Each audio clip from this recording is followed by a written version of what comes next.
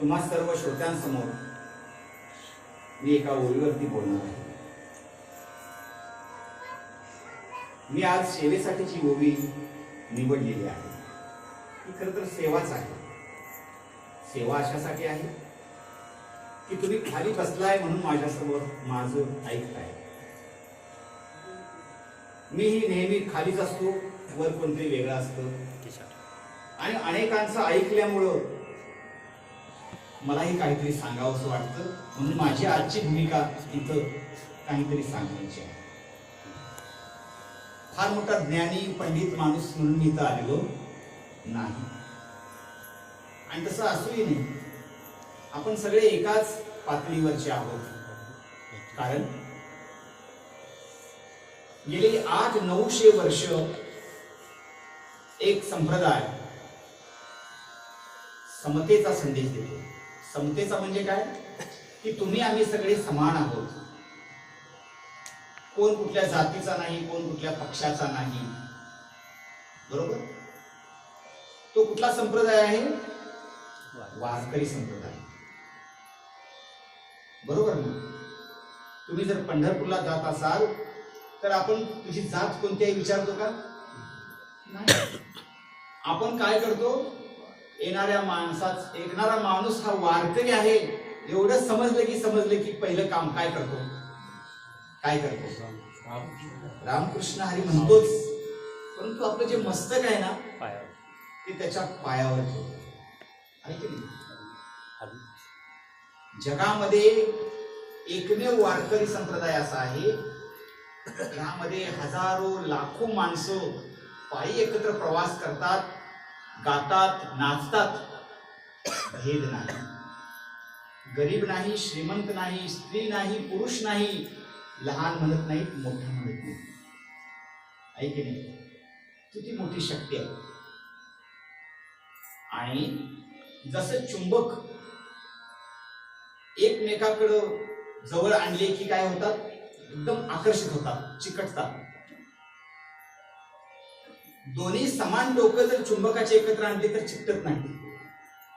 बघा, दोन्ही समान टोकं चिकटत नाही. दोन्ही विरुद्ध टोकं जर आणली तर ती चिकटतात. माणसाचं डोकं आणि माणसाचे पाय, एक डोकं दुसऱ्या माणसाच्या पायावरती टेकलं तर एक विद्युत चुंबकीय लहरी त्याच्या अंगात जातात एकमेकांच्या. आहे ना. त्याच्यामधलं माझ्यात येतं, माझ्यामधलं त्याच्यात जातं. दोघे समरस होतात, एक रूप होतात. ही शक्ती वारकरी संप्रदायाची. याचा पाया कुणी रोवला? याचा पाया रोवला भागवत धर्माची मूळ अधिष्ठान कुणी रचला असेल तर संत श्रेष्ठ ज्ञानेश्वर माऊली. ज्ञानेश्वर माऊलींनी जो ग्रंथ लिहिलेला आहे तो तुम्हा आम्हासाठी प्रेरणादायी आहे, तुम्हा आम्हासाठी वाचनीय आहे. त्यात काय लिहिलंय ते पाहिलं पाहिजे, समजून घेतलं पाहिजे. त्यासाठी हा ग्रंथ समोर असतो. मी तुम्हाला काय सांगायला लागलोय तर ज्ञानेश्वर हे वारकरी संप्रदायाचे अधिष्ठाता आहेत, सुरुवात करणारे आहेत. पण या वास्तूमध्ये, या घरामध्ये प्रवेश केल्यानंतर मला वेगळं चित्र दिसलं. काय दिसतं चित्र? एका बाजूला हरी आहे. वारकरी संप्रदायाचं जे पूजनीय, जे विठ्ठलाचं रूप आहे ते म्हणजे हरी रूप आहे की नाही? परंतु या वास्तूमध्ये हरी रूप आहेच, परंतु शिवरूपही आहे. नाही की नाही सांगा? दोन रूप एकत्र येऊन ही वास्तू नवीन ऊर्जा देते, नवीन ताकद देते तुम्हा आम्हा सगळ्यांना इथे एकत्र येण्यासाठी. तुका म्हणे हरिहरा. तुका म्हणे हरी आणि हरा, म्हणजे हरी शब्द आणि हरा शब्द. काय बदल आहे? एका वेलांटीचा फेरा. फक्त वेलांटीचा बदल आहे, नाहीतर हे दोघेही काय आहेत? किती छान कल्पना आहे सुतार सरांची की ही दोन्ही रूप आपण एकत्र आणूया आणि या माळ रानावरती 20-25 वर्षापूर्वी एकही घर नव्हतं, उजाड माळ असेल, इथं वस्ती झाली. या वस्तीला गावामध्ये जाता येत नाही प्रवचन ऐकायला, कीर्तन ऐकायला, आहे ना. म्हणून आपण इथं काहीतरी रोप लावूया, एखादं बी लावूया. कशाचं बी लावायचं आहे? चांगल्या चांगल्या विचारांचं, आहे ना. तुम्ही आम्ही माणसं दिवसभर कष्ट करतो, राबतो. शेतात जात असाल तुम्ही, स्त्रियाही शेतात मध्ये जात असतील, कामं करत असतील, पण रात्री थोडा विसावा पाहिजे, चांगले विचार ऐकायला मिळायला पाहिजेत. तुम्ही तुमच्या सगळ्यांच्या घरी आता टीव्ही असेल ना, टीव्ही आहे की नाही? परंतु घराघरामध्ये टीव्ही सुरू केला तर संध्याकाळी 7 ते 9 काय लागतं? मालिका लागतात. ज्या मालिका आपण पाहतो त्या मालिकांमध्ये छान छान चांगले, आपल्या आयुष्याला चांगले असणारे विचार असतात का? स्त्रियांचे वाद, नवरा पत्नीचे वाद, पुरुष एक असतो आणि त्याच्यासोबत 2 स्त्रियांचे त्याला मिळवण्यासाठीचे संघर्ष असत. मग ते सगळं द्वेष, मत्सर, राग, लोभ हे सगळं त्यामध्ये भरले. परंतु आपली प्रवृत्ती काय असते? असं बघायला आपल्याला आवडत असते. तुमच्या गावामध्ये जर बकऱ्याच्या टकरी लावल्या तर बघायला गर्दी होती की नाही? का होते? कारण टक्कर बघायला माणसाला आवडत असते. भांडणं बघायला आपली प्रवृत्ती असते, आहे ना. परंतु संत सज्जनांनी सांगून ठेवलेलं आहे, प्रवचन असेल ना 10 माणसं आली तरी छान आहे, कीर्तन असेल ना 50 माणसं आली तरी छान आहे, भजन असेल ना 100 लोक ही पुरेसे आहेत. आता पुढचं बोलत नाही, तमाशाला किती लोक असतात हे सांगत नाही, आहे की नाही. कारण ही एक आपली माणसाची ती प्रवृत्ती आहे, बरं का. माणसाची काय आहे? प्रवृत्ती आहे. आणि मी तुम्हाला सांगेन, तंबाखू खायला शिकणं सोपं आहे का सोडणं सोपं आहे? शिकणं सोपं आहे. शिकणं अवघड आहे का सोडणं अवघड आहे? सोडणं खूप अवघड आहे. मी सांगेन तुम्हाला, वाईट विचार, वाईट खाणं, वाईट गोष्टी ह्या लवकरात लवकर आपल्याला जमतात, सोडायला खूप अवघड. आणि म्हणून आज आपण ज्या वास्तूमध्ये बसलेलो आहे हे एक सत विचार, चांगले विचार देणारी वास्तू आहे. इथं आल्यानंतर मला वाटत नाही तुमच्या मनामध्ये वाईट विचार येईल का?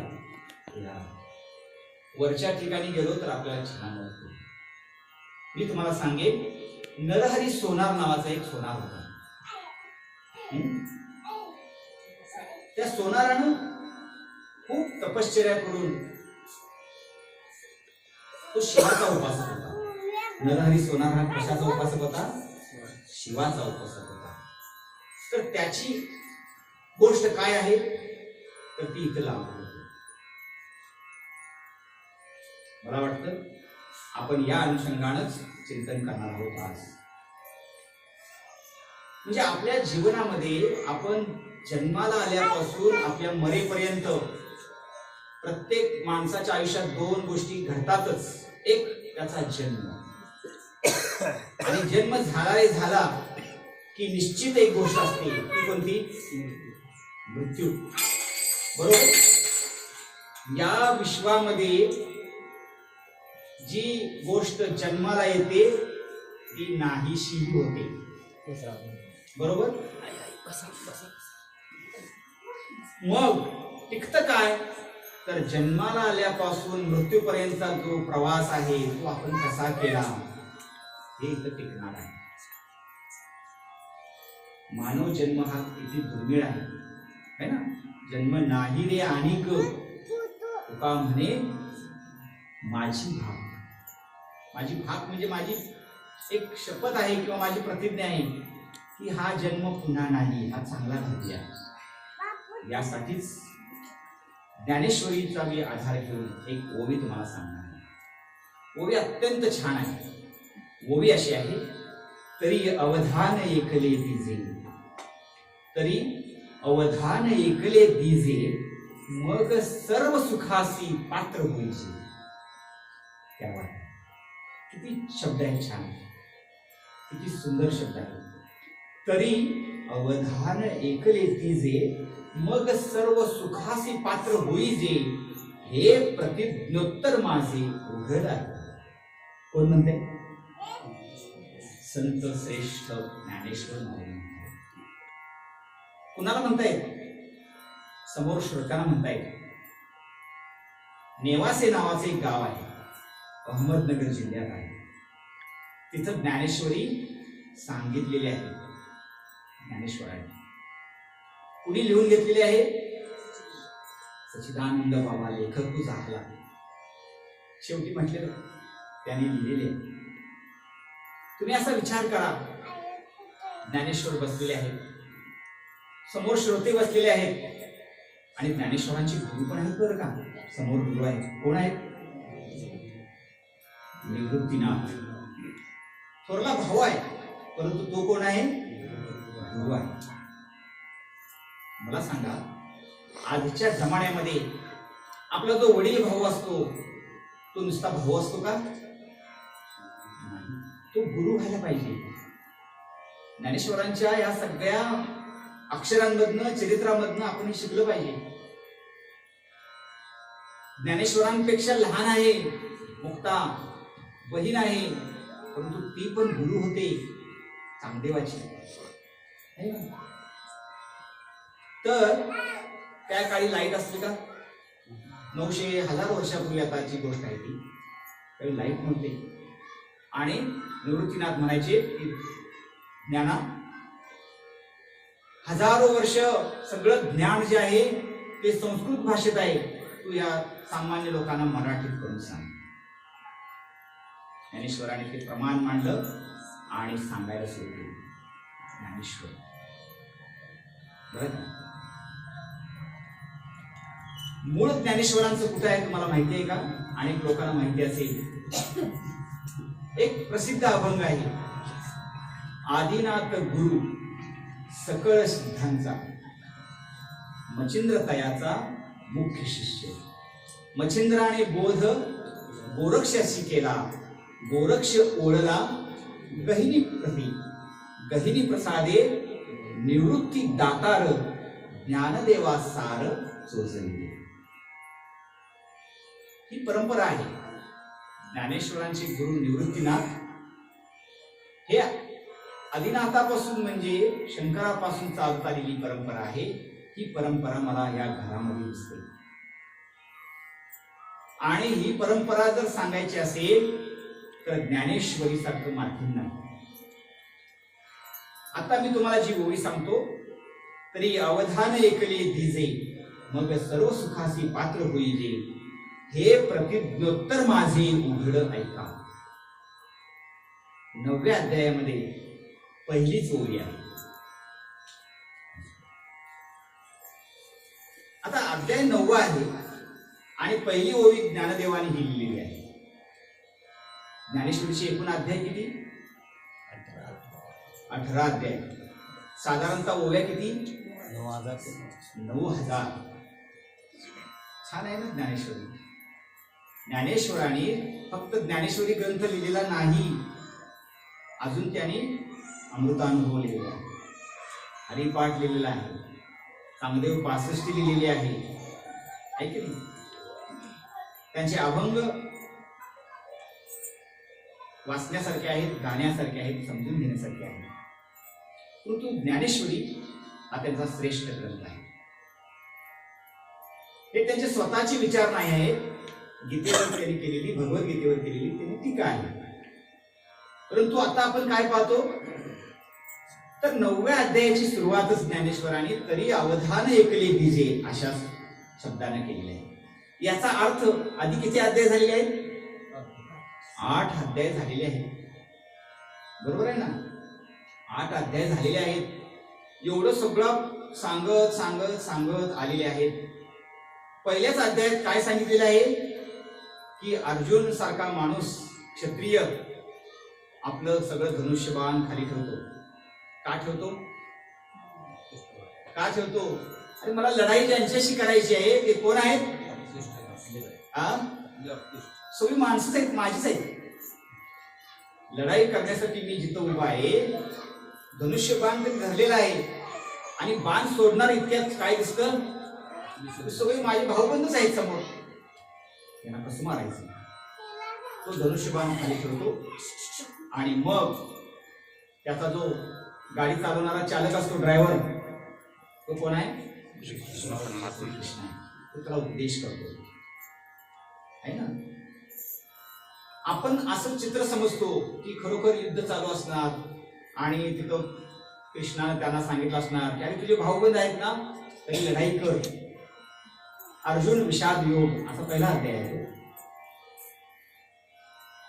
आपण सगळे अर्जुन आहोत की नाही? आता तुम्ही आता बसलेला आहात, आपण सगळे कोण आहोत? अर्जुन आहोत.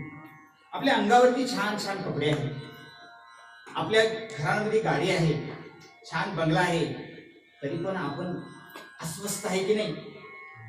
आपण समाधानी आहोत का? आपल्यामध्ये संभ्रम असतो, हे करावं का नको, करू का नको. ज्यांना असा संभ्रम पडतो, हे करू का नको, ते करू का नको, नको जायला तिकडं, असं वाटतं की आपल्यावरती अन्याय झालेला आहे, पण आपण आपल्या आतमध्ये आपले भाऊबंद इतके आहेत, आपल्या आत शरीरात आपल्याच आतमध्ये इतके भाऊबंद आहेत. ते कोण कोण आहेत मी आता पुढे सांगणार आहे तुम्हाला. ते सगळे भाऊबंद आपले कोण आहेत? तरी अवधान ऐकले दिजे, मग सर्व सुखासी पात्र होईजे. आपल्या आतमध्ये सुद्धा आहेत बरं का हे भाऊबंद. त्यांच्या विरुद्ध आपण लढतच नाही, भाऊ आपल्या आत आहेत. आपल्या आत राग आहे की नाही? राग. आपल्या रागाच्या विरुद्ध आपण कधी लढाई करतो नाही करत. आपला तो वाढेलच कसा आपण पाहतो. आपण अर्जुन असे आहोत की आपण सगळं शस्त्रच खाली टाकून बसतो. हा विचार केला पाहिजे. आणि म्हणून ज्ञानेश्वर 9व्या अध्यायाच्या सुरुवातीला म्हणतात की माय बाप हो, माझ्याकडे लक्ष द्या. काय म्हणतात? इकडे लक्ष द्या. तरी अवधान ऐकले दिजे. अवधान म्हणजे काय? लक्ष द्या. तुमचं चित्त जे आहे, चित्त मन जे आहे, माझ्याकडे लावा. मग काय होणार आहे?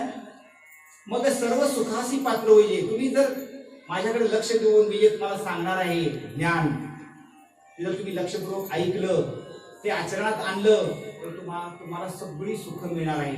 हे प्रतिज्ञा तर माझी उघड ऐका. आणि मी तुम्हाला प्रतिज्ञापूर्वक सांगतोय की तुम्ही लक्षपूर्वक ऐकलं ना, तर तुमचं भलं होणार, भलं होणार असं ज्ञानदेवाने सांगितलं. मी सुद्धा माझ्या शिक्षकांना माझ्या नेहमी व्याख्यानामध्ये सांगत असतो. काय सांगतो की आता तुम्ही किती लोक येतात? एक 50 लोक बसलेले आहात. तुम्ही 2 प्रकारे माझ्या समोर बसलेला आहात. 2 प्रकारे माझ्या समोर आहात. त्यातला एक प्रकार, पहिला प्रकार कसा आहे की तुम्ही छान कपडे घालून बसलेला आहात, डोळे उघडे ठेवून माझ्याकडे पाहत आहात. मला असं वाटतं की तुम्ही माझ्या समोर आहात, आहे की नाही? म्हणजे तुम्ही शरीरानं आता इथं आहात, बरोबर आहे बा?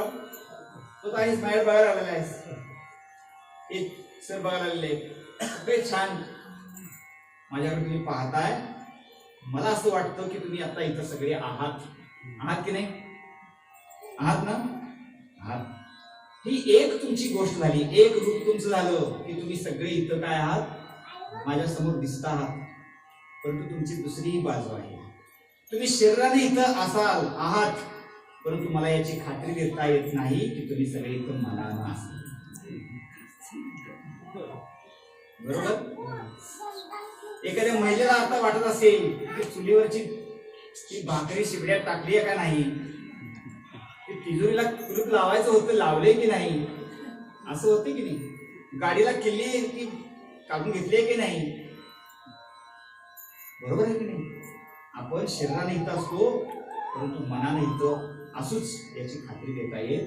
म्हणून ज्ञानेश्वर म्हणतात तरी अवधान एकले दिजे, मग सर्व सुखाशी पात्र है ना. बहिणाबाई चौधरी नावाचे कवयित्री आहेत महाराष्ट्रामध्ये. एक पहिली सुद्धा शिकायला नव्हती बाई, बरोबर मानकर सर, पहिली सुद्धा शिकायला नाही. पण तिनं काय म्हटलंय, मन वढाय वढाय उभ्या पिकातलं ढोर. मन कसं आहे, इतकं वढाय वढाय म्हणजे ते त्याला लगामच लावता येत नाही. इतकं असतं तितक्यात ते कुठं जातं, ते पिकामध्ये ढोर. जनावर कसं, तुमच्याकडे जनावर असतात की नाही, आता ते प्रमाण कमी आहे. प्रत्येक जण नदीला जनावर घेऊन जाताना ते दोरी बांधून नेतो. आता पूर्वी असं नव्हतं बरं का.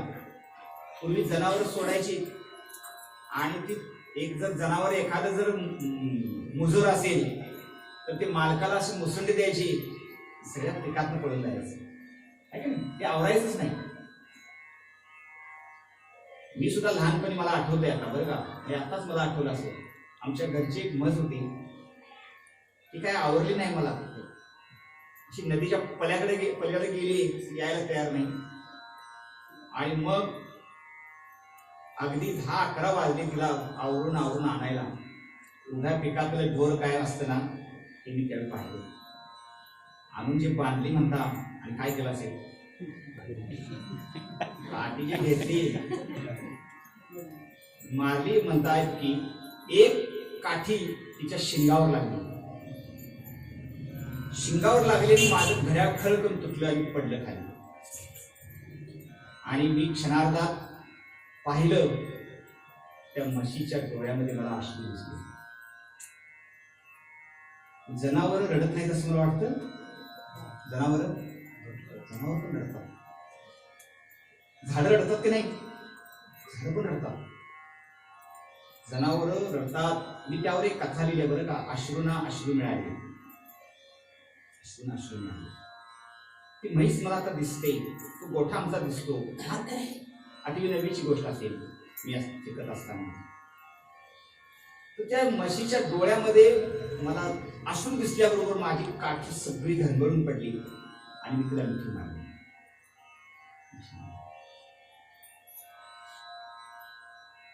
आपलं मन जे आहे ना, हे संवेदनशील असते ना.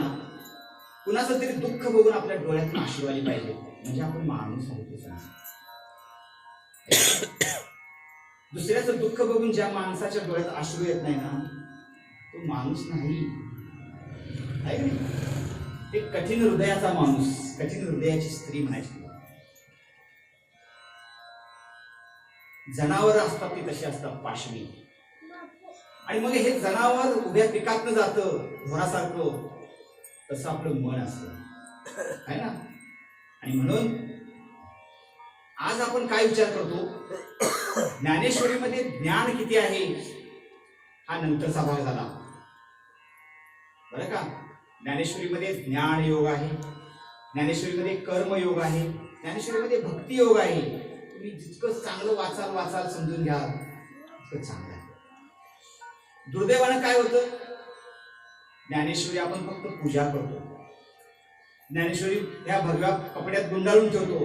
यासाठी हे पुस्तक आहे का ज्ञानेश्वरांनी लिहिले, त्यासाठी लिहिले. नुसतं अष्टगंधनी भुक्का लावण्यासाठी हे पुस्तक नाही.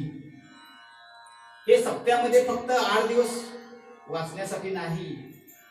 सप्त्यामध्ये आपण जेव्हा वाचतो तेव्हा काय होतं समजून असतं, घेतोय आपण, नुसते डोळे फिरवत जायचं.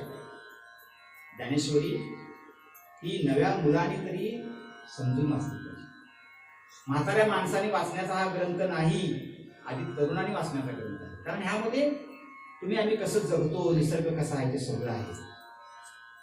मी आज तुम्हाला याचं ज्ञान सांगण्यासाठी आलेलो नाही, मी त्याच्या आधीची पायरी तुम्हाला सांगण्यासाठी आलेलो आहे. ती पायरी कुठली आहे, तरी अवधान ऐकले. किती सोपी गोष्ट आहे. आपलं जर लक्षच नसेल तर काही फायदा नाही. तुमच्या सगळ्यांच्या घरी घागर आहे की नाही, घागर आहे ना आपल्या घरी.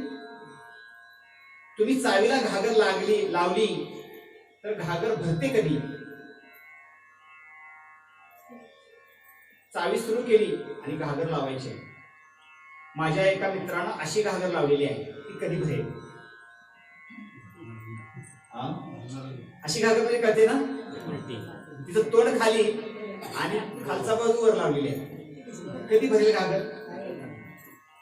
सगळी जरी गावाच्या टाकी पाण्याची संपली तरी घागर भरणार नाही. एका शहाण्या माणसाने काय केलं मग? घागर फक्त काय केली? उलटी केली. आता घागर भरायला काय होईल? तेवढं पाणी मावेल घागरीत.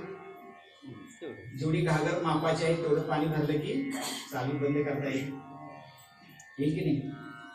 आपली घागर उलट आहे की सुलट आहे हे समजून घेण्याचा ही गोडी आहे. कळते का मी काम करते?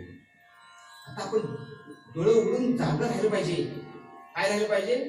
माझ्या भल्याचं काय आहे, माझं भलं कशात आहे, माझं कल्याण कशात आहे, कोण काय सांगते आणि मी त्यातलं काय घेऊ. गुटखा खाण्यामध्ये माझं कल्याण आहे की नाही? गुटख्याची पुडी असते, गुटख्याची पुडी असते की नाही? ते खाल्यानंतर माझं भलं होईल का? ते मिश्री लावतात बघा काय काय बायका, राखुंडी असते, ती लावल्यानंतर माझं कल्याण आहे का नाही? दारू प्यायल्यामुळे माझं कुटुंबाचं चांगलं होईल की वाईट होईल हे डोळे उघडून आता बघण्याची वेळ आहे. आणि त्यासाठी जी माणसं ज्ञान सांगतात ते ज्ञान लक्षपूर्वक ऐकणं ही पहिली पायरी आहे. तरी अवधान ऐकले दिजे मग सर्व सुखास पात्र होईजे. तुम्ही जर घट्ट मारून बसला ना एकदा लक्षपूर्वक ऐकायला, हे काय प्रवचनाचं मी सांगत नाही बरं का, तुमच्या सगळ्या व्यवहाराचं असं आहे. तुम्ही शेतात भांगलायला गेला तरी तुमचं लक्ष कुठं पाहिजे? भांगल्यात पाहिजे आहे ना. आता सुतार सर शिक्षक आहेत, त्यांचं पहिलं काम काय? मुलांना शिकवण्याचं काम आहे. तेच जर ते लक्षपूर्वक करत नसतील तर त्यांचं काम व्यवस्थित होणार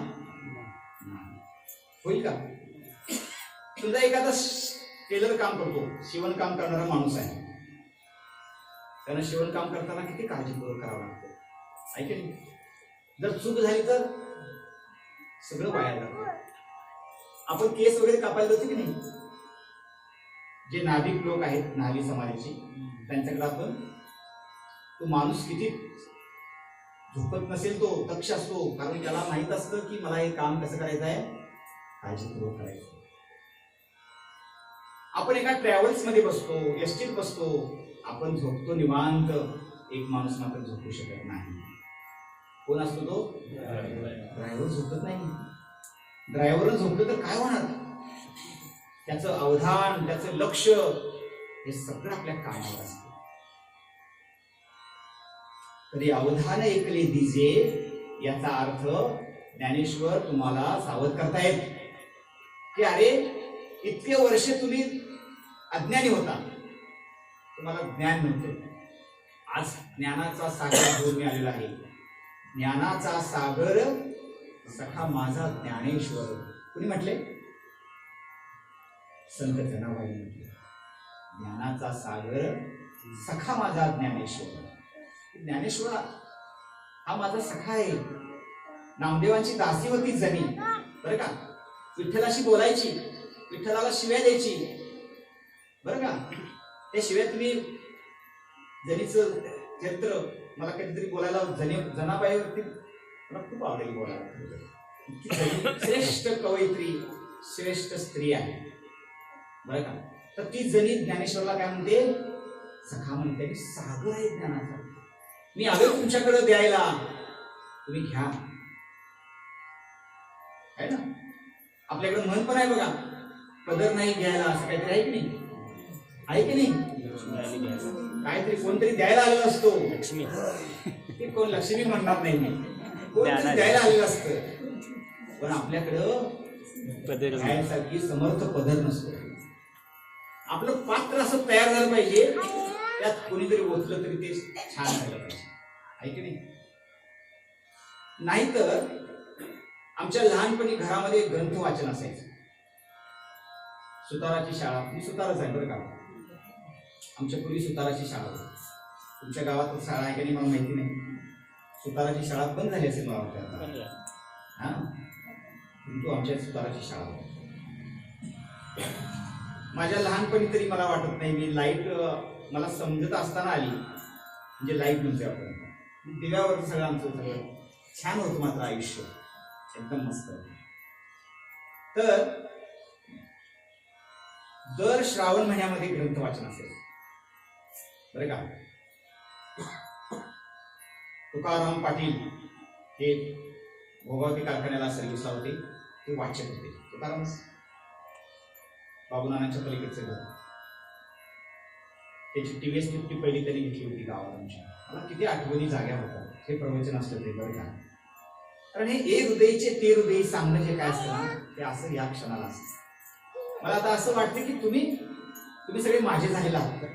तुम्ही जे लोक बसलाय ना तुमच्यात ते माझ्यामध्ये भेद नाही. मी जे सांगतोय की तुम्ही अगदी काळजात तुम्ही आज घेऊन ठेवणार ना. आहे ना. ज्ञानेश्वरांची जी भूमिका आहे तीच माझी आहे की तुम्ही माझं लक्षपूर्वक ऐकावं. मी तुम्हाला काय फारसं देईन असं वाटत नाही, परंतु जेवढं देईन ना ते तुम्हाला उपयोगाचं असणार. तरी अवधान ऐकले तिचे मग सर्व सुखाचे पात्र. तर त्या सुताराच्या शाळेत श्रावण महिन्यात ग्रंथ वाचायला अनेक लोक असायचे. ऐकायला कोण असायचे? अशी वृद्ध झालेली माणसं. ती आमच्या घरात कायमची झोपायला असायची त्या शाळेत. त्यांना काय कळत नव्हतं, निरक्षर होती. परंतु ती पहिल्या 10-12 ओवी झाल्या ओव्या किती पेंगत राहायची. वाचणारा वाचकाला वाचायचा. आता मला सांगा, प्रवचनामध्ये कीर्तनामध्ये व्याख्यानामध्ये जर आपण डोळे झाकून पेंगणार असू तर आपली घागर कशी असेल? घागर कशी? हा पालखीच घागर झाली ना. तर ती उलटी होण्यासाठी आपण तयार झालं पाहिजे. मनापासून सतर्क राहिलं पाहिजे. एकदम सतर्क राहिलं पाहिजे. आणि आपल्याला जबाबदारी येतात. कारण आपल्याला सर्व सुखासी पात्र होईल. सर्व सुख मिळायला पाहिजे. सुख म्हणजे काय मिळायला पाहिजे? सुख म्हणजे काय मिळायला पाहिजे? सुखाची कल्पना काय? सुख म्हणजे काय? पैसा? मला सांगा, भरपूर दागिने भरपूर पैसे आहेत तो माणूस सुखी असतो? गॅरंटी आहे तुम्हाला कोणाला? आहे सर गॅरंटी?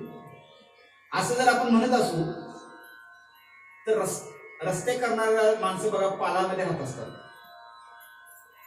हा, दुपारच्या वेळी उन्हातच एका दगडाखाली डोकं ठेवून झोपून जातात. गाढ झोप लागते. कितीतरी लोक असे आहेत त्यांच्याकडे पैसे कमी असतात पण झोप लागते. याच्या उलट मऊ मऊ गादी आहे, हा, छान AC आहे, फॅन आहे, सगळ्या सोयी आहेत, पण रात्रभर तळमळतोय बिचारा झोपेसाठी. ऐकली माणसं अशी? ऐकली भाऊ माणसं? सुख कशाला नाही? मी तुम्हाला सांगेन, सुख हे 2 प्रकारचं असतं. एक ऐहिक सुख, जे शरीराला आपल्याला चांगलं वाटतं ना तेच सुख. शरीराला चांगलं वाटतं. काय चांगलं वाटतं शरीराला? तर छान गादीवर बसलं की मऊ मऊ वाटतं. हे शरीराचं सुख आहे. नजरेला हे सगळे कोण आहेत आपले बघायचं. आपण पाहतो कशानं? डोळ्यानं, है ना. डोळ्यानं काय पाहतो, कानानं काय ऐकतो, तोंडानं काय बोलतो, आपली जीभ नावाचं एक आहे बघा. जीभ आपण जे सगळे पदार्थ खातो वेगवेगळे प्रकारे करून, ते कशासाठी आहे? शरीरासाठी का जिभेसाठी? कुणाची ती आहे? चटक कुणाची आहे? जीभ. मी तुम्हाला सांगेन, शिक्षक अभ्यास करणारा माणूस म्हणून आपल्याला चव फक्त जिभेवर कळते बरं का.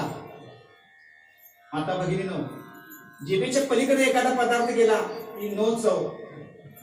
कळत नाही त्या आतल्या सगळ्यांना, कोणालाच कळत नाही तिखट आहे का खारट आहे का कडू आहे का गोड आहे का मसाल्यातला आहे का शिजवलेला आहे का उकडलेला आहे का आणि काय फ्राय केलेलं आहे. हे कुठं कळतं? ह्या जिभेवरती आपल्या काही ठिकाण आहेत, तंतू आहेत, तिथंच कळते चव तिखट आहे, गोड आहे, आंबट आहे, खारट आहे, काय चटपटीत आहे. एकदा आत प्रवेश केला अन्नानं की संपला विषय. लक्षात घ्या, चवीचे ठिकाण जीभ नाही.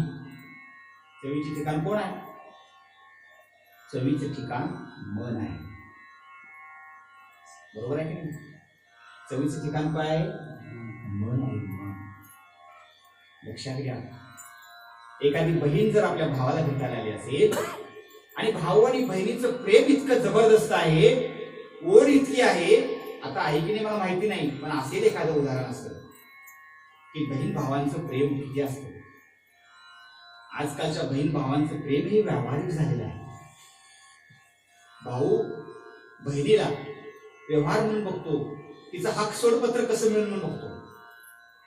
इकडे बहीण ओवाळणी किती मिळते म्हणून पाहते. पण असे कोणतरी बहीण भाऊ असतील ना, यांचं प्रेम अगदी विशुद्ध आहे असेल.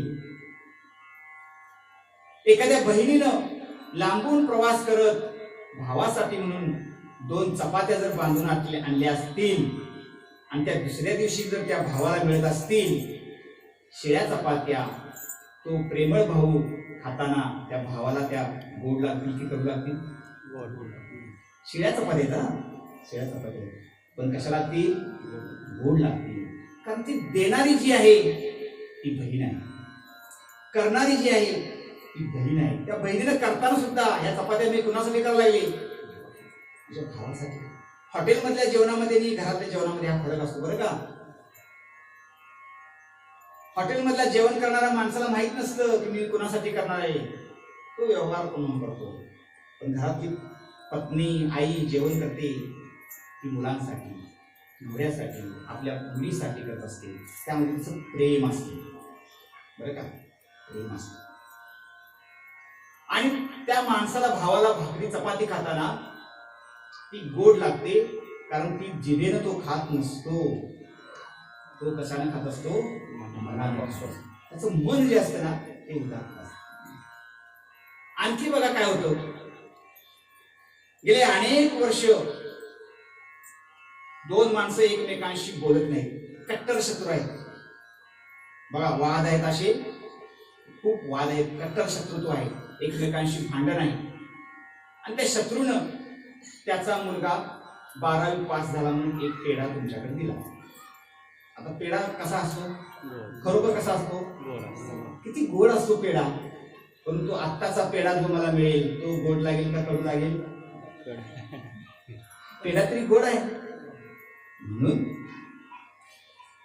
चवीचे ठिकाण जीभ नाही, चवीचे ठिकाण मन आहे. आपण 2 प्रकारे सुख भोगतो. एक शरीराची सुख, माझ्या शरीराला चांगलं चांगलं वाटलं पाहिजे. मला काय आवडतं? भरपूर खाणं आवडतं. मला काय आवडतं? सगळी कपडे छान घालायला आवडतात. सगळं हे जे दिसतं ना आपल्याला, हे गरजेचं आहे बरं का, हे गरजेचं आहे. परंतु याच्यात ताब्यात जाणं, आहारी जाणं. मी असं म्हणणार नाही की तुम्ही 4 व्हीलर घेऊ नका, आवश्यक आहे. मोबाईल आपण घेतला पाहिजे, परंतु त्याच्या आहारी जाता कामा नये. त्या सुखाच्या पाठी लागले ना तर माणूस अडखळत जातो आणि मग त्याचे विचार बदलत होतात. मग खरं सुख कशात आहे? खरं सुख हे मनामध्ये आहे. जी गोष्ट केल्यानंतर मला खूप आनंद मिळणार आहे त्या आनंदात सुख आहे. सुख आणि समाधान ह्या 2 गोष्टी वेगळ्या आहेत. समाधान चित्ताचं असतं बरं का, समाधान चित्ताचं असतं. बरोबर आहे ना. माझ्याकडे लाखो रुपये नसतील परंतु माझ्याकडे असली समाधानी आहे. मला रात्री पडल्यानंतर लगेच झोप लागते म्हणजे मी सुखी आहे की नाही. माझ्याकडे लाखो रुपयांचा बॅलन्स नसेल परंतु मी समाधानी आहे. आणि मग हे दुसऱ्या प्रकारचं जे सुख आहे ना, हे सुख मिळवण्यासाठी माणूस धडपडत असतो. म्हणजे एखाद्या घरामध्ये एखाद्या सुनेनं सासूला जर एखाद्या दिवशी छान भाजी करून, सासूबाई मी जरा तुमच्यासाठी खास भाजी केलेली आहे, जी चव बघा. त्या सासूला काय वाटेल? अरे काय बात आहे, किती म्हणजे समाधान यायला म्हणतात. लक्षात घ्या, त्या सुनेनं माहेरकडनं किती आणलं गौण आहे. ती किती हुशार ज्ञानी आहे गौण आहे. ती वागते कशी. घराघरांमध्ये समाधान का मिळत नाही? कारण आपण एकमेकांशी संवाद ठेवत नाही. मी सांगू तुम्हाला, एक वडील आणि मुलं असाल, सासू आणि सून असाल, आहे की नाही, आपण एकमेकांशी बोललं पाहिजे. आपण एकमेकांशी बोलत नाही, एकमेकांविषयी बोलतो. काय बोलतो? एकमेकांविषयी बोलतो, एकमेकांशी बोलत नाही. म्हणजे वडील आणि मुलगा एकमेकांच्यावर बोलायला पाहिजे, परंतु वडील जातो दुसरीकडं आणि मुलाबद्दल काहीतरी सांगतो. सासू जाते दुसऱ्या घरात, सुनेबद्दल काहीतरी सांगते. सून दुसऱ्या घरात जाते, सांगते. यामुळंच दुःख वाटायला येते. सुखाचा शोध घ्यायचा असेल तर सुख आपल्या स्वतः जवळ अधिक आहे, घरात अधिक आहे. आपण ते बाहेर शोधतो. याच अध्यायात 60 क्रमांकाची एक ओवी आहे. ज्ञानेश्वराने ते पण छान लिहिले आहे. तैसा हृदया माझी मी रामू, असता सुखाचा आराम, की विषया माझी श्रांताशी कामू विषयावर. म्हणजे त्यांनी सांगितलेलं आहे की अरे देव तू बाहेर शोधतोस, मूर्तीत शोधतोस, दगडात शोधतोस, है ना, तर तू बाहेर कमी आहे, तुझ्यात जास्त आहे. बदल कुणी करायला पाहिजे? तुमच्या घरी आरसा आहे की नाही? आरसा प्रत्येकाच्या घरी आरसा आहे.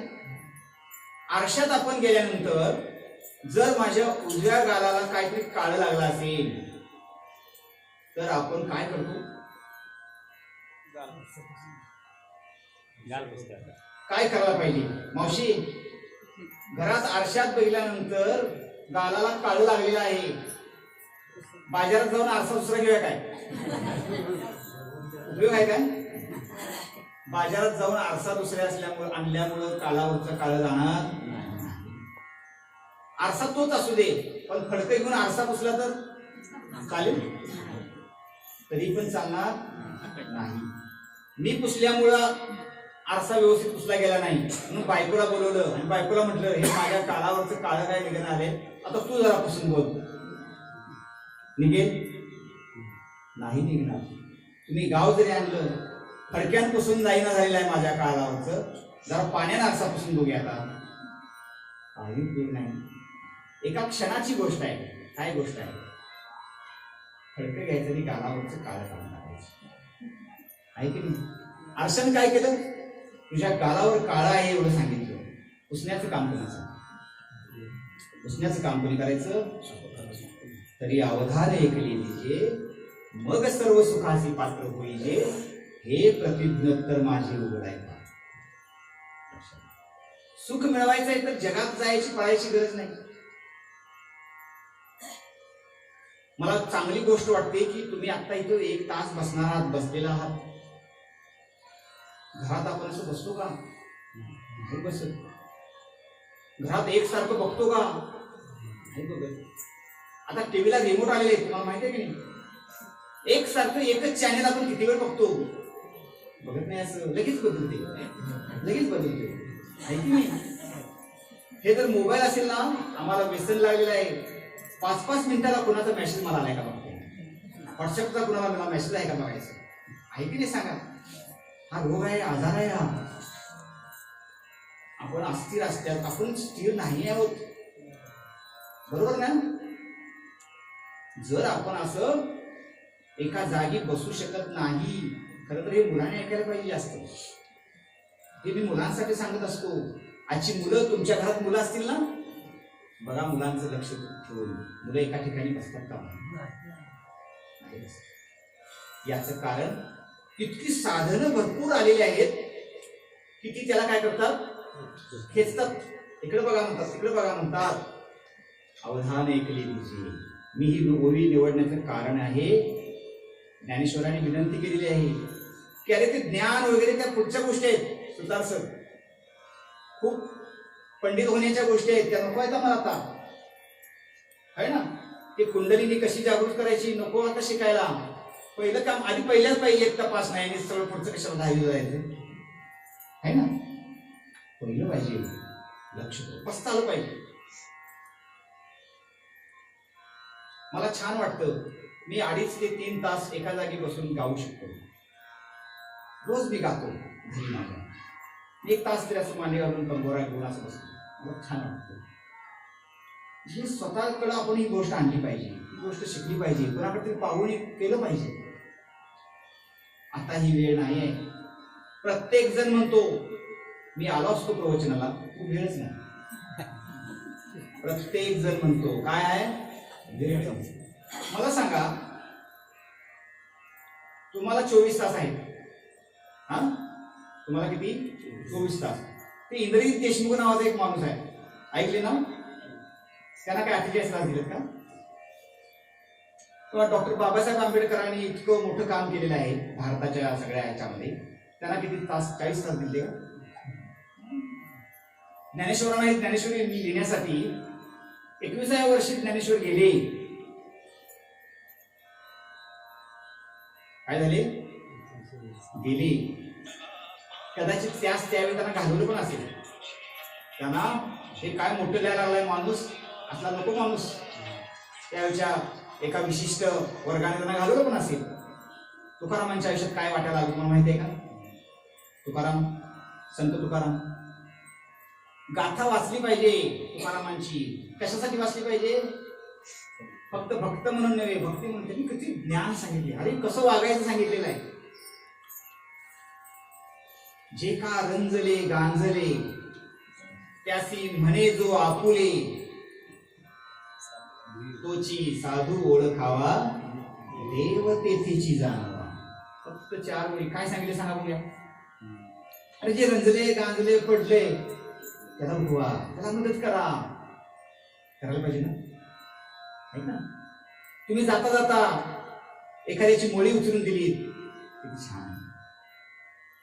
आता पुरुष लोक जे आहेत, 2 व्हीलरवरून आपण जातो, एकटे जात असतो, एखादा माणूस चालत निघाला असला तर त्याला आपण डबल घेतलं तर चांगलं आहे ना. एक रोज ठरवायचं, एक चांगलं काम मी एका दिवसात करेन, म्हणजे मला ते आवडतं बरं का, मला खूप आवडते करायला.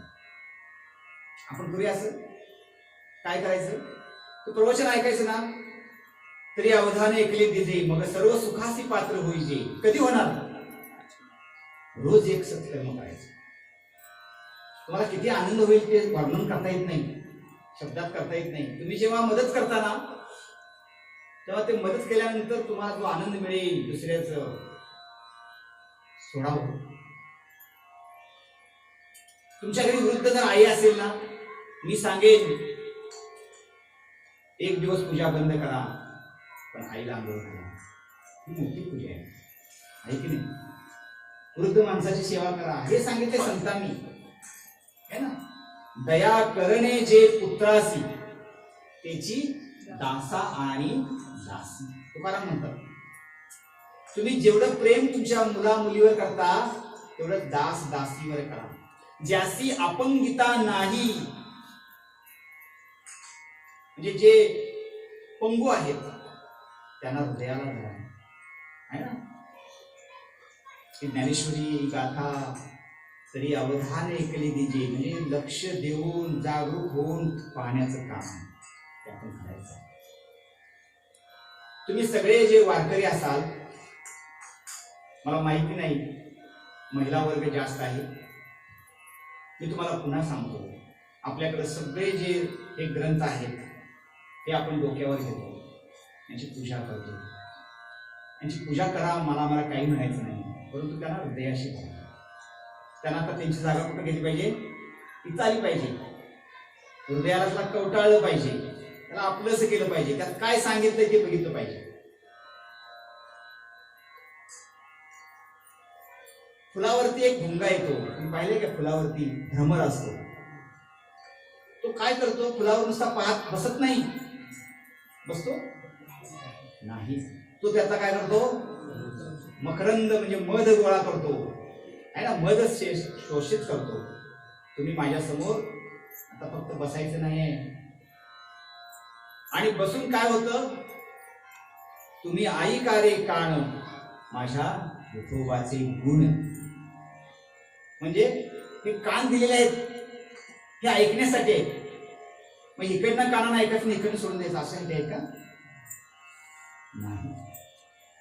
या कानानं जे ऐकलेलं आहे, जे श्रवण केलेलं आहे, ते आपल्या हृदयात गेलं पाहिजे, ते आपल्या अंतःकरणात गेलं पाहिजे, ते आपल्या बुद्धीत आलं पाहिजे. लक्षात घ्या, हे सगळं आपण साठवून ठेवायचं आहे बरं का. हे आपण ऐकण्यासाठी आलेलो नाही, केवळ आपण हे आपल्या जगण्यात आणायचं आहे. केवळ आपण देवासाठी इथे येतोय काय? नाही, आपण स्वतःसाठी येत असतो, है ना. आपल्यातच बदल आपण करायचा आहे.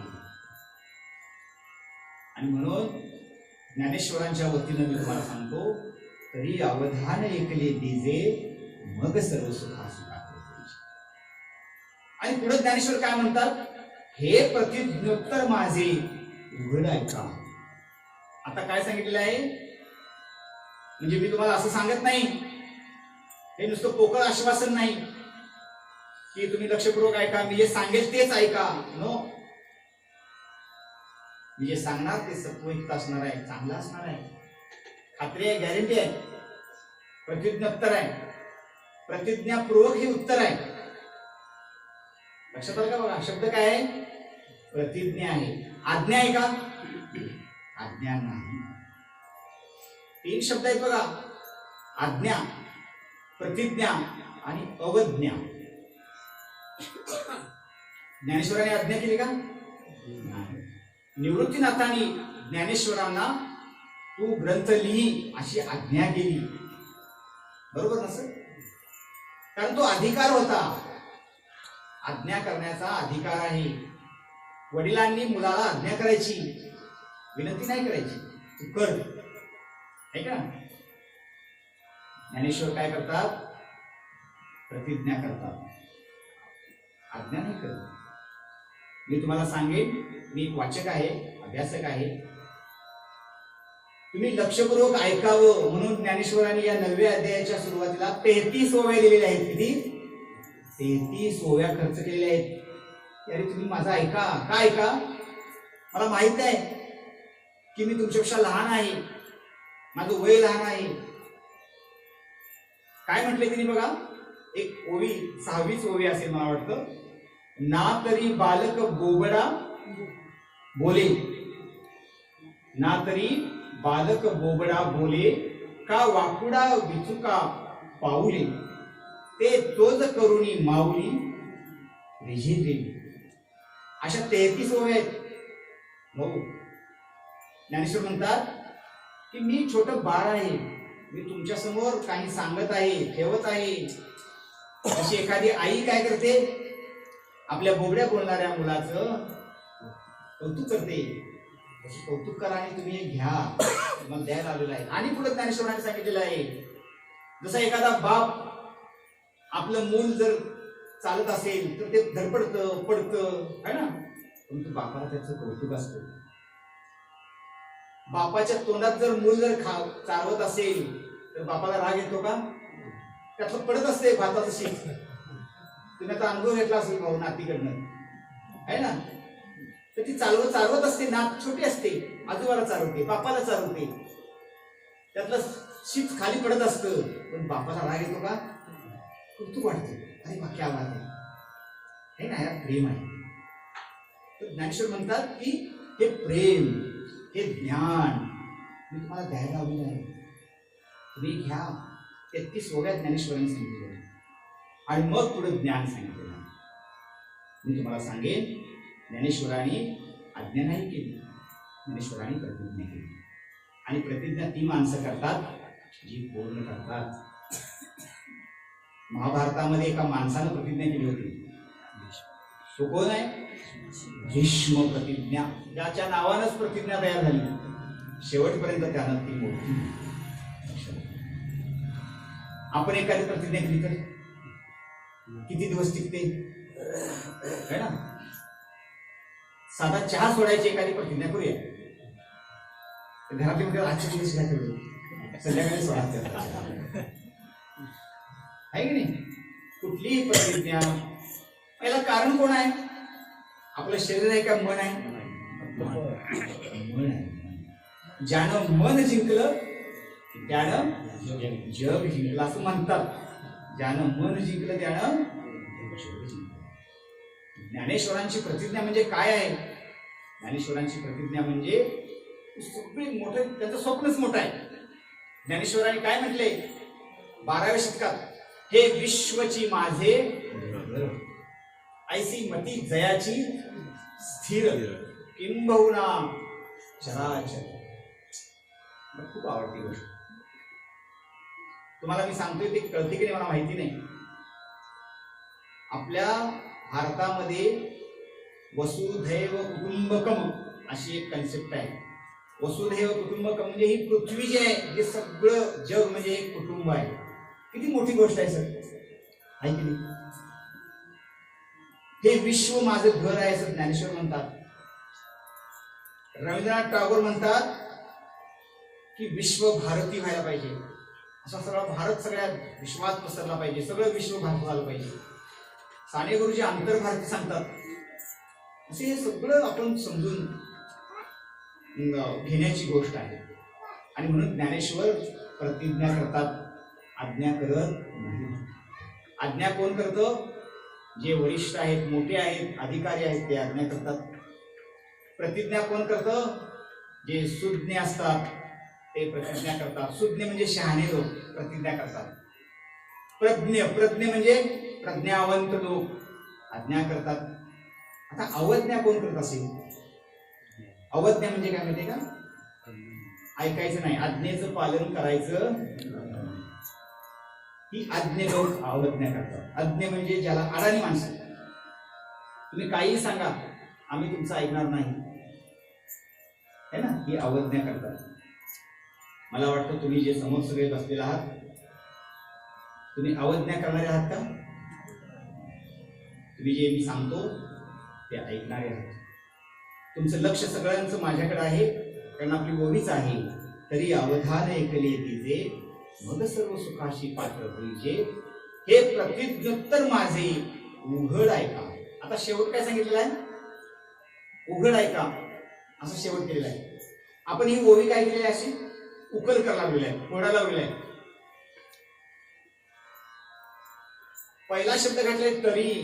तरी अवधान ऐकली तिचे, म्हणजे तरी म्हणजे आधी पाठीमागे मी 8 अध्याय सांगितलेले आहेत, बरोबर ना? 8 अध्याय मी सांगितलेले आहेत. हे सांगून सुद्धा मी तुम्हाला विनंती करतो, माझं तरी जर तुम्ही ऐकलात तर तुमचं किती भलं होईल. आणि माझी प्रतिज्ञा आहे, जर तुम्ही माझं लक्षपूर्वक ऐकाल, आजचंच भाषण, आजचंच प्रवचन मी म्हणत नाही, आजचंच प्रवचन म्हणत नाही, तिथून पुढे या ठिकाणी जेवढा शब्दांचा यज्ञ होईल, वाघ यज्ञ असं म्हणतात त्याला. वाघ यज्ञ म्हणजे काय? शब्दांचा यज्ञ. तिथं काही ज्ञान सांगायला माणसं येणार आहेत, कसं जगायचं, कसं वागायचं सांगायला माणसं या व्यासपीठावर येणार आहेत. त्यांचं लक्षपूर्वक आहे, ऐकायला पाहिजे ना? कुठेही बसा तुम्ही. आपल्या जीवनामध्ये आता काय होते ते मी सगळ्यांना सांगतोय, ते तुम्हाला सांगतो. काय होते सांगू का तुम्हाला? आपण जिथं असतो ना तिथं नसतो. सगळ्यात मोठी गोष्ट, अवघड कुठली गोष्ट आहे? आपण जेव्हा इथं बसतो तेव्हा विचार कुठला करतो? घरातला करतो. आणि घरात जेव्हा असतो तेव्हा इथला विचार करतो. घरात जेव्हा असतो तेव्हा कामावरच्या ठिकाणाचा विचार करतो. शेतात असतो तेव्हा घरातला विचार करतो. आणि घरात असतो तेव्हा बाजारातला विचार करतो. आपलं शरीर जिथं असतं तिथं आपण पूर्ण समर्पण केलं पाहिजे, मनानं असलं पाहिजे. तन मन धन, धन राहू दे किंवा तन आणि मनानं तरी आपण असलं पाहिजे. इथं कोण धन मागते का तुम्हाला? इथं काय तुम्ही पैसे, तुमच्याकडे काय वसुली नाही आहे, वर्गणी द्या आणि मगच हात पाय टाका, असं काय का? तसं नसेल मला वाटते, मला काही माहिती नाही. असं काय प्रवेश फी काय काय इथे यायला पास काढायचं काय का नाही आहे. म्हणजे धन नाही द्यायला लागेल इथं. काय तुमची इच्छा असेल तर मला माहित नाही काय कसं असतं, पण इथं अपेक्षित काय आहे तुमचं तन म्हणजे शरीराला तुम्ही आत या, स्वच्छ होऊन आत या. मला खूप मगाशी संकोचल्यासारखं वाटतं. संकोच म्हणजे मी त्या पात्रतेचा नसताना माझे पाय धुतले या माणसानं, मला अवघडच झालं है ना. म्हणजे तो विधी म्हणून त्यांनी केला, परंतु मला असं वाटतं की अरे माझ्यात अजून 1000 चुका आहेत, मी त्या सुधारल्या पाहिजेत. आणि माझ्यावर खरंच जबाबदारी आली आज की माझे पाय कोणतं पायावरती जर कोण डोकं ठेवत असेल तर माझी जबाबदारी वाटते, मला अजून चांगलं झालं है ना. वारकरी संप्रदायामध्ये माणूस पायावर डोकं ठेवतो याचा अर्थ काय की तुम्ही आणखी चांगलं झालं पाहिजे. असं नाही ते अरे माझ्या सगळ्या पाया पडतात, आता मी मोठा झालो, आता मला काय शिकायची गरज नाही, मी आता काय माझ्या इतका मोठा कोणच नाही, असं असतं का. मरेपर्यंत आपण पूर्ण नसतो. म्हणून माझी विनंती आहे तुम्हाला, आपण अवज्ञा करणार नाही, आपण ऐकणार. आपण इथं धन नाही दिलं चालेल, तन म्हणजे शरीरानं चांगलं यायला पाहिजे व्यवस्थित, आणि मनानं पाहिजे. मी सांगू तुम्हाला, आपलं शरीर आजारी असलं तरी चालेल, पण मन आजारी असता का. कुठला आजार जास्त अवघड आहे, कठीण आहे, शरीराचा का मनाचा. एक एक माणूस असा पैलवानासारखा असतो बघा, परंतु पाक ढासळलेला असतो. कशामुळे ढासळतो तो, त्याचं मन कमकुवत असतं, मन स्थिर नसतं, त्यानं मनाचा अभ्यास केलेला नसतो, त्याला वाटत नसतं की अरे मी मनानं सशक्त व्हायला पाहिजे. महात्मा गांधीजी कसे दिसायला होते तुम्हाला माहिती आहे का, अगदी काठीसारखे होते गांधीजी, पण मनानं आहे ना. तुमच्या आजूबाजूला अशी माणसं असतील की अरे हे एकदम मरतील का काय असं वाटतंय, परंतु ती जगतात, कारण त्याची मनाची शक्ती असते, मनाची शक्ती. तर हे पॉवर ऑफ माइंड ज्याला म्हणतो आपण आहे ना, विल पॉवर, इच्छाशक्ती ही आपली छान पाहिजे, चांगली पाहिजे. आणि त्याची पायरी कुठली असेल तर श्रवण. श्रवण म्हणजे ऐकणं, श्रवण म्हणजे ऐकणं, दृष्टीनं पाहणं, तोंडानं बोलणं.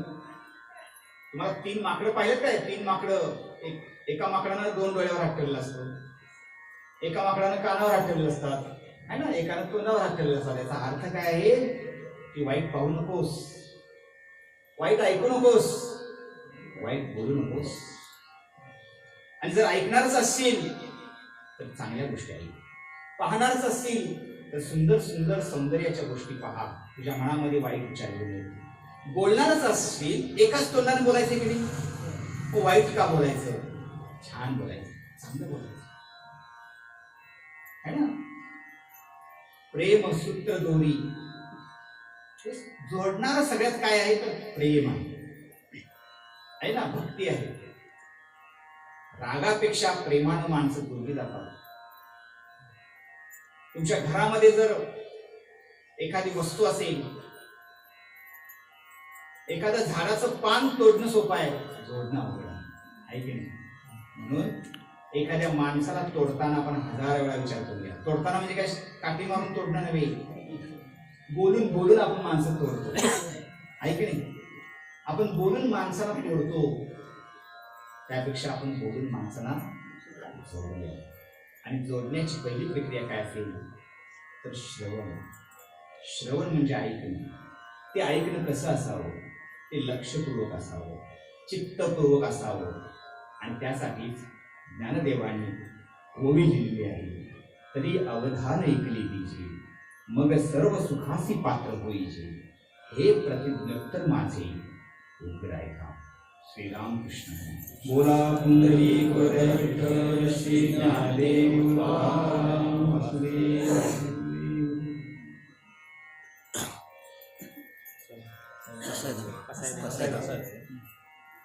आता विश्वास तोषावे दोषोनिमद्यावे पसायतानि जे कांची वेंकटी सांडो दया सत्कर्मी वाडो भूता परस्परे पडो मैत्र जीवांचे निर्गुणांचे ते मिरजावो विश्व सर्व धर्म तुम्ही पावो जो जे वांछिल तो ते लाहो प्राणी जाते वर्ष सकळ मंगळी ईश्वर दिशांची मांडी आळी अनवर्त भूमंडळी भेटूया होता चला कल्पतरूचे आरव चेतना चिंतामणीचे गाव बोलते अणव पीयूषाचे चंद्रमेजे अलांछन मार्तंडेय तापहीन ते सर्वाई सदा सज्जन सोय होतो किंबहुना सर्वसुखी पूर्ण होमी त्रैलोकी भजियो आदित्युकी अखंडित आयुर्नोपजीवी विशेषी लोकी दृष्टादृष्ट विजय हो आवेजी एक मने श्री विशेषराओ आओ इलदान पसाओ येने वे ज्ञान देवो सुखिया येने वे ज्ञान देवो सुखिया येने